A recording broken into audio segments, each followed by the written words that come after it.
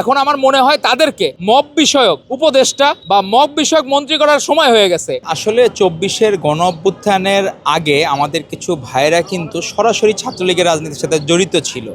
এখন ধরেন আপনি সার্জিসের কথা বলেন, হাসনাত আবদুল্লাহরা তো এরা তো ফ্যাসিস্ট। হাসিনা তো একদিনে ফ্যাসিস্ট হয় নাই।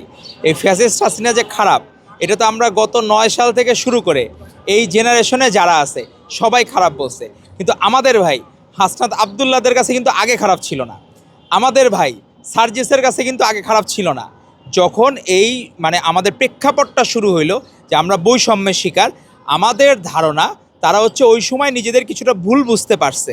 কিন্তু সমস্যা হয়েছে কি, তারা ওই সময় ছাত্রলীগ আংশিকভাবে করার কারণে তাদের আচরণের মধ্যে সেই ছাত্রলীগের কিছু ফ্লেভার চলে আসছে, হাসিনার কিছু ফ্লেভার চলে আসছে।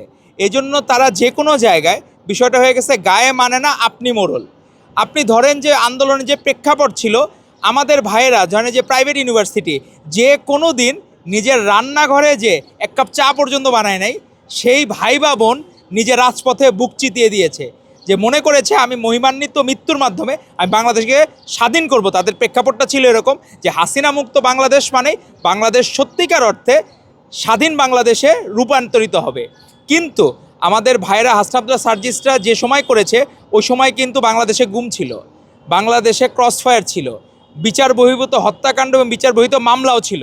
যে জায়গায় মানুষ, সাধারণ মানুষ, আপনি একজন নিরীহ মানুষ, সাংবাদিক সাগর রুনির মতো অজস্র সাংবাদিকরা এরকম ভিক্টিমাইজড।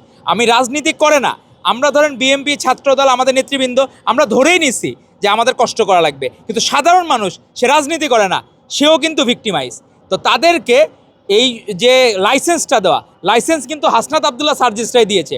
হাসিনার কিন্তু এই লিগেসি এত দীর্ঘায়িত হইতো না। সেটা যদি আগে, যখন আমরা 14 সালে সে সময় যখন হেফাজতের উপর হামলা হলো, 13 সালের 5ই মে যখন হেফাজতের হামলা হলো, সেটা কিন্তু ওই সময় উচিত ছিল প্রতিবাদ করা। কিন্তু আমাদের ভাইরা তখন মনে হয় দুধের শিশু ছিল, তারা দিন দুনিয়ার কোনো কিছু চিনে না। যখন তাদের চোখ ফোটা শুরু করছে তখন তারা মনে করছে যে আমরা তো মহানায়ক হয়ে গেছি। তো এরকম নিজেকে শেখ মুজিবও মহানায়ক মনে করতো, আর হাসিনা নিজেকে মহানায়িকা মনে করতো। তো এই নায়ক নায়িকাগুলার ছুটি হয়ে গেছে কিন্তু। তো এইটা মনে রাখতে হবে, অতীত থেকে শিক্ষা নিতে হবে। আমাদের ভাইয়েরা যারা আছে তাদেরকে আমরা সম্মান করি, কিন্তু তারা কিন্তু সম্মান করে না। আপনি দেখবেন যে আমাদের নেতা প্রধানমন্ত্রী জনাব তারেক রহমান, উনি কিন্তু নির্বাচনের পরেই বিরোধী দলের নেতাদের বাসায় গেছেন। যেই হোক, ছোট এমন একজন আছে যে একটা আসনও পায় নাই, কিন্তু মুখে অনেক বড় বড় কথা বলে, তার বাসায়ও প্রধানমন্ত্রী গিয়েছেন। তো এরকম অজস্র ভালো কাজ করেছেন আমাদের প্রধানমন্ত্রী জনাব তারেক রহমান। কিন্তু আমাদের ভাইয়েরা যারা গুপ্ত লীগ, গুপ্ত শিবির হয়েছে, তো তারা স্লোগান দেয় ইরানে হামলা কেন, তারেক রহমান জবাব চাই।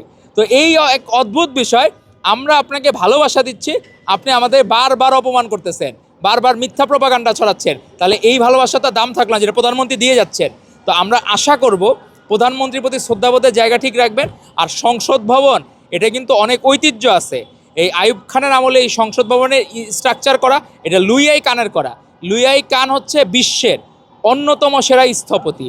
তো আপনাদের এখানে কেন, আপনারা মন চাইলো, আপনারা অবশ্য একটা অসুবিধা আছে, আপনারা তো জেনজি বলে দাবি করেন। জেনজি নিয়ে ইউএসএতে একটা গবেষণা হয়েছে, যারা খুব অস্থির প্রকৃতির হয়, এরা কোনো সময় ঠান্ডা মাথায় চিন্তা করে না যে একটা দেশের কত রাষ্ট্রীয় অর্থ ব্যয় হবে যে ওই জায়গায় ইয়া করা। আর এইখানে যে পরিমাণ আপনারা আগে মব করতেন, কিন্তু আপনারা এটা নিজেরা অলরেডি বুঝে ফেলছেন যে মব কিন্তু 12ই ফেব্রুয়ারির পর সকল মবের কবর রচিত হয়ে গেছে 12ই ফেব্রুয়ারির পর।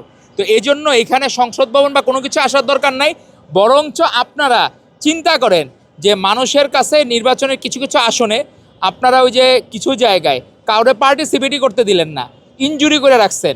আপনার ওইখানে যে হাসনাত আবদুল্লাহ উইন করছে, সেইখানে পক্ষপাতদুষ্ট আচরণ অন্তর্বর্তীকালীন সরকার করছে। আপনি নিজে ভবিষ্যৎ দিনে আপনার আসনটা সিকিউর করার চেষ্টা করেন। সংসদে আপনি কি করবেন না করবেন, ওইখানে যত দেখি মব করতেছেন।